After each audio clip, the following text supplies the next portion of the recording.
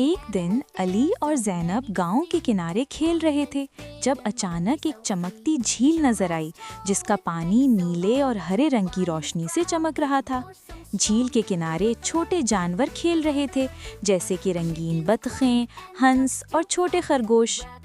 جھیل کے پانی میں اچانک جادوئی مچھلی ظاہر ہوئی جس کے جسم سے چھوٹی چھوٹی ستاروں جیسی روشنی نکل رہی تھی۔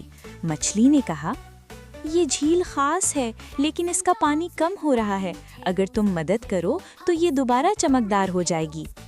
علی اور زینب نے جانوروں کے ساتھ مل کر جھیل کے گرد چھوٹے پھول، جڑی اور پتھر لگا کر پانی کی حفاظت کی۔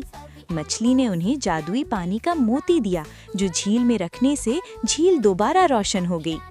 آخر میں جانور، بچے اور جھیل سب خوشی سے چمک رہے تھے اور مچھلی نے کہا، جو دل سے مدد کرتا ہے جادو خود راستہ بنا دیتا ہے۔ سبق: دوسروں کی مدد اور محبت سے سب کچھ بہتر ہو سکتا ہے۔